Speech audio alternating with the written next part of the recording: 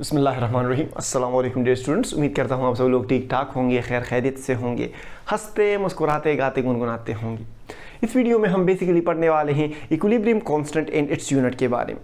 इससे पिछले वीडियो में मैंने इक्विलिब्रियम कांस्टेंट के एक्सप्रेशन को बड़े डिटेल से डिराइव किया हुआ है एक जनरल केमिकल इक्वेशन से, एक जनरल केमिकल रिएक्शन से मैंने इक्विलिब्रियम कांस्टेंट के एक्सप्रेशन को बड़े ही अच्छे अंदाज से डिराइव किया हुआ है।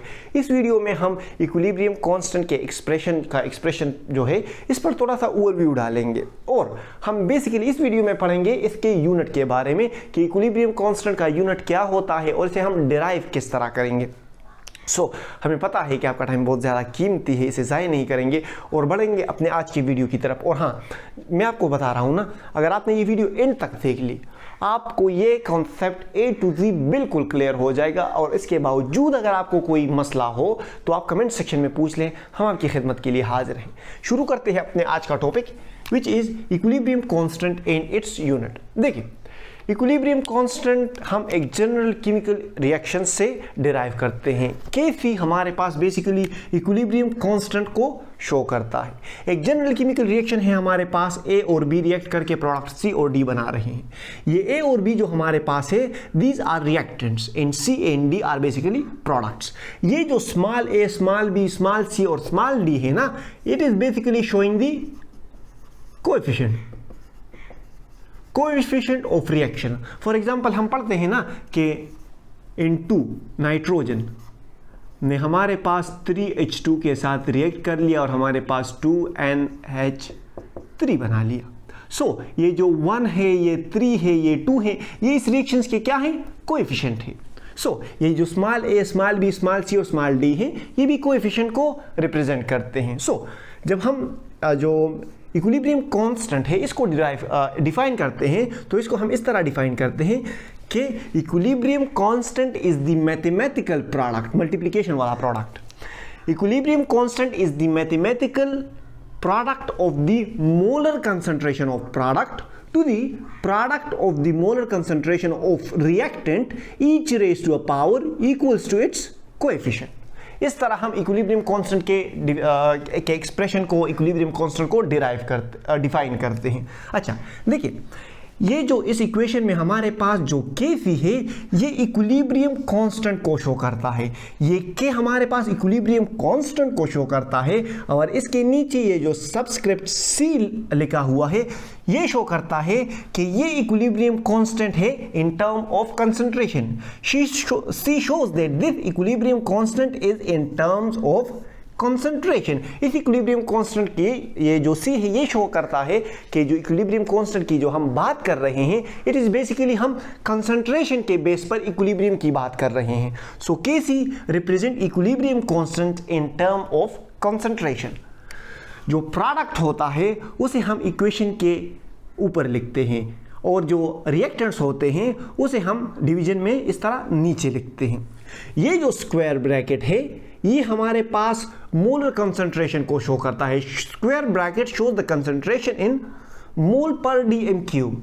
ये जो स्क्वायर ब्रैकेट है ये हमारे पास कंसंट्रेशन को शो करता है इन मोल पर dm क्यूब। और ये जो ऊपर small c, small d, small a और स्मॉल b है ये बेसिकली हमारे पास इस कोएफिशिएंट्स को रिप्रेजेंट करते हैं। इसके डेफिनेशन की तरफ फिर आते हैं कि equilibrium constant is the mathematical product of the molar concentration of product to the product of molar concentration of reactant each raised to a power equals to its coefficient. This is what we call equilibrium constant. अब आते हैं इसके unit की तरफ कि इसका unit हमारे पास क्या होता है। What is the unit of equilibrium constant. देखिए, जो इक्विलिब्रियम कांस्टेंट है इसका यूनिट हो भी सकता है, it can have unit, yes it can have unit, और इसका यूनिट नहीं भी हो सकता। ये डिपेंड करता है Kc का यूनिट जो है वो डिपेंड करता है, इसका जो यूनिट है it depends on chemical reaction expression और इक्वेशन। ये जो Kc का यूनिट है ये बेसिकली ये जो केमिकल इक्वेशन है, केमिकल रिएक्शन का ये जो इक्वेशन है इस पर डिपेंड करता है। लेट्स सपोज हमारे पास हाइड्रोजन और केस फर्स्ट हम 3 केस स्टडी करते हैं, सही है। एक ऐसा केस स्टडी करेंगे, केस नंबर 1। इसके यूनिट के लिए हम एक ऐसा केस स्टडी करेंगे जिसमें number of moles of reactant और number of moles of product बराबर हो। दूसरा केस हम इस तरह स्टडी करेंगे जिसमें हमारे पास number of moles of product ज्यादा होंगे और number of moles of reactants कम होंगे। तीसरा केस हम इस तरह स्टडी करेंगे कि हमारे पास number of moles of reactants ज्यादा होंगे और number of moles of product कम होंगे। हम तीनों केसेस में इसका जो यूनिट है वो डिराइव करेंगे। देखिए हमारे पास जो केस फर्स्ट है, हमारे पास hydrogen 1 mole of hydrogen gas is reacting with हमारे पास 1 mole of iodine to form 2 moles of hydrogen iodide. Hydrogen iodine के साथ रिएक्ट करके 2 हाइड्रोजन आयोडाइड बना रहे हैं। Number of moles of reactants क्या है? 1 + 1 2 और number of moles of product क्या है हमारे पास? वो भी 2 है। अच्छा, इसके लिए हम जो एक्सप्रेशन है Kc का वो रिप्रेजेंट करते हैं। Kc is equals to the product of the molar concentration of the product.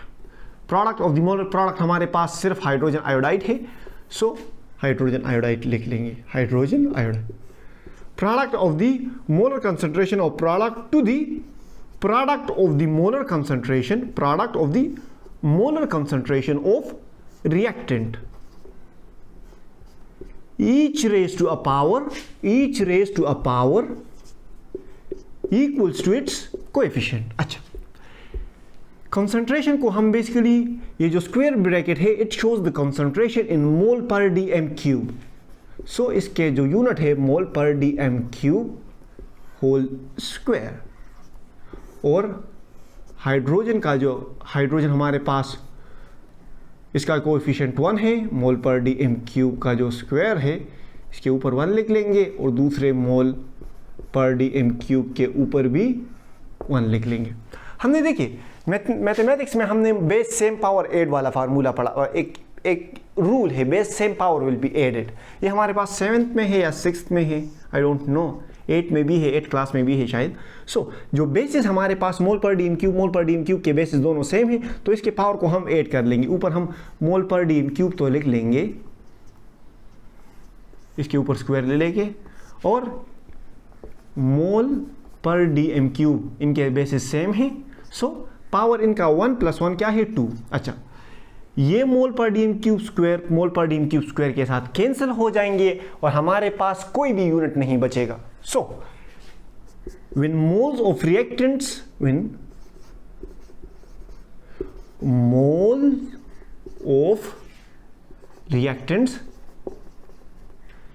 and products are equal, then equilibrium constant will have no unit।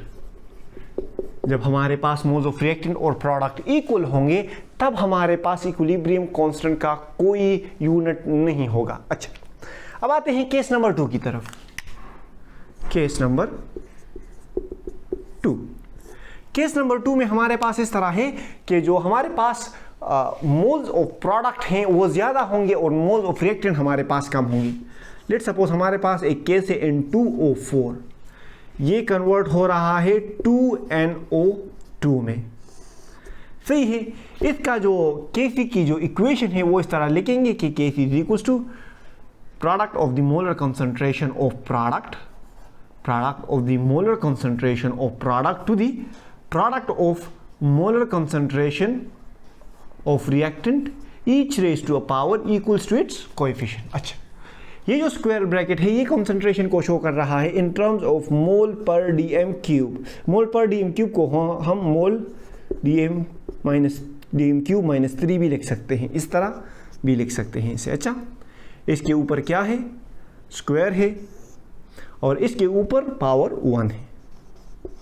Mole per DM cube को हम इस तरह भी लिख सकते हैं, मोल, जब डीएम क्यूब ऊपर चला जाएगा डिवीजन से तो इसका पावर क्यूब +3 से चेंज होकर -3 में आ जाएगा, सही है, इसके ऊपर स्क्वायर नहीं है। अच्छा, मोल पर डीएम क्यूब स्क्वायर को हम इस तरह लिख सकते हैं, mole DM cube -3 into mole DM cube -3। इस तरह वही सेम वाला फार्मूला है, base same power will be added, वापस mole per DM cube square ही आएगा, मोल डीएम क्यूब -3। अच्छा, इसके ऊपर 1 है, सो ये इसके साथ कैंसिल हो जाएगा और हमारे पास बच जाएगा मोल पर डीएम क्यूब और मोल डीएम क्यूब -3। इसे हम इस तरह भी लिख सकते हैं और इस तरह भी, मोल पर डीएम क्यूब, इस तरह भी लिख सकते हैं। सो ये दोनों इसके यूनिट हो गए, सही है। ये केस 2 में जब हमारे पास number of moles of product ज़्यादा होंगे number of moles of reactant से, तो हमारे पास इक्वेशन की कैलकुलेशन करके हमारे पास कुछ इस तरह का यूनिट रह जाएगा। सो जब हमारे पास number of moles of product number of moles of reactant के इक्वल नहीं होंगे तो हमारे पास इक्विलिब्रियम कांस्टेंट जो Kc है इसका यूनिट होगा। अच्छा, अब आते हैं एक केस नंबर 3 की तरफ। जगह बहुत ज़्यादा, ये कम है लेकिन खैर है, फिर मिटा देंगे अगर यहाँ पर केस नंबर 3 नहीं आया। अच्छा, केस नंबर 3 में हम रिएक्शन कर लेते हैं, फॉर्मेशन ऑफ अमोनिया स्टडी कर लेते हैं। चलो सही है, नाइट्रोजन हमारे पास रिएक्ट करके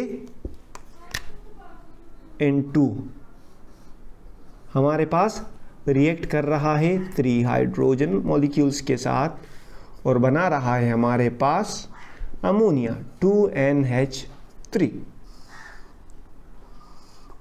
सही है, ये हमारे पास एक रिएक्टेंट है और ये प्रोडक्ट है। इसका जो Kc फॉर्म है वो हम इस तरह लिखेंगे, आप खुद बताओ, चलो मैं नहीं बताता। Kc is equals to the product, mathematical product of molar concentration.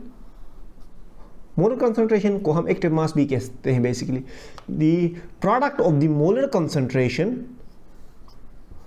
NH3, product of the molar concentration of product to the product of molar concentration of reactant, each raised to a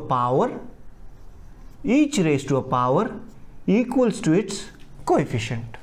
इसकी Kc form ये होगी। अच्छा, ये square bracket basically हम concentration की बात कर रहे हैं। ये स्क्वायर ब्रैकेट हमारे पास कंसंट्रेशन को शो कर रहा है, इन कंसंट्रेशन को शो कर रहा है in terms of mole per DM cube. सो मोल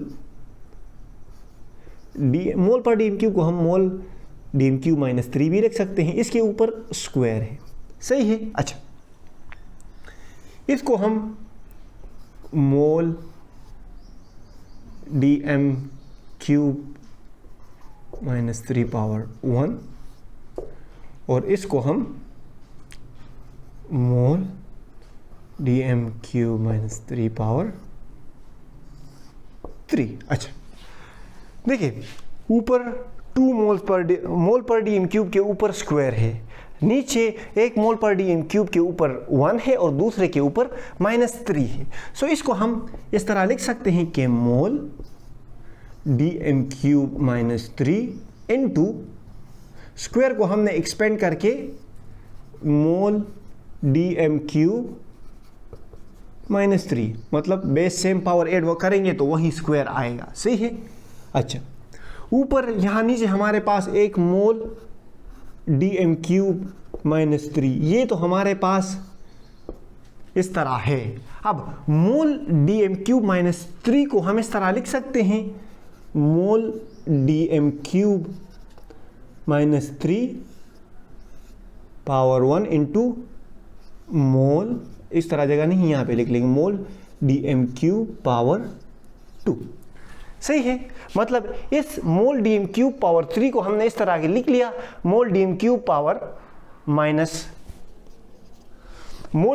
इस मोल डीएम क्यूब पावर 3 को हमने इस तरह लिख लिया कि mole DM cube power 1 into mole per DM cube power 2। इसको जब 2 और 1 को हम ऐड करेंगे तो वापस यहाँ 3 ही आएगा। अच्छा, ये 1 मोल डीएम क्यूब इस मोल डीएम क्यूब के साथ कैंसिल हो गया। और ये 1 मोल डीएम क्यूब इस मोल डीएम क्यूब के साथ रह गया। क्या बचा? यहाँ पर जगह नहीं है तो यहाँ पे लिख लेते हैं। हमारे पास बच गया यहाँ पे 1/, मोल डीएम क्यूब पावर -3 का स्क्वायर रह गया। अच्छा, अब ये स्क्वायर हम अगर यहाँ अंदर लाएंगे ब्रैकेट के तो हमारे पास रह जाएगा 1/, हमारे पास कुछ इस तरह का टर्म रह जाएगा 1/, mole square into dm cube power minus, mole यहाँ पर 1 है तो 1 2s are 2 एंड यहाँ पर 3 है तो 3 2s are 6। हमारे पास इस तरह रह जाएगा 1/, मोल का स्क्वायर और डीएम क्यूब पावर -6, क्योंकि 2 को हमने ब्रैकेट के नीचे ब्रैकेट के अंदर डाल दिया। सही है। अच्छा, अब ये टर्म जब हम ऊपर लेके जाएंगे तो इस पावर के जो साइंस हैं वो हमारे पास चेंज हो जाएंगे। हमारे पास इस तरह का यूनिट बन जाएगा। मोल का पावर +2 है तो जब हम इसे ऊपर लेके जाएंगे तो मोल पावर -2 आ जाएगा। डीएम क्यूब का पावर -6 है तो हम जब इसे ऊपर लेके जाएंगे तो डीएम क्यूब का पावर +6 आ जाएगा। So mole power -2 into dm cube power +6, ये इसका यूनिट हो गया। आपने सिर्फ 2 बातें याद रखनी है। नंबर 1, जब हमारे पास मोल्स ऑफ रिएक्टेंट, जिसे हम कोएफिशिएंट कहते हैं ना, जब हमारे पास coefficient of reactants coefficient of product के बराबर होंगे तब हमारे पास मोल जो इक्विलिब्रियम कांस्टेंट है इसका कोई यूनिट नहीं होगा। और अगर हमारे पास जो जिस तरह हमने केस 2 और केस 3 में पढ़ा, मोल्स ऑफ रिएक्टेंट या coefficient of reactant coefficient of product के बराबर नहीं होंगे तब हमारे पास जो केसी का यूनिट है वो होगा। और केसी का यूनिट हम डिराइव करेंगे इस तरह के पैटर्न को फॉलो करके। सही है। आई होप आपको वीडियो की समझ आ गई होगी। अभी भी समझ नहीं आई तो कमेंट सेक्शन कहाँ पे गया हुआ है, हम हैं आपकी खिदमत के लिए, सवाल पूछे। और अगर वीडियो अच्छी लगी हो तो लाइक करें, कमेंट करें, हंसते मुस्कुराते गाते गुनगुनाते रहें। अल्लाह हाफिज़।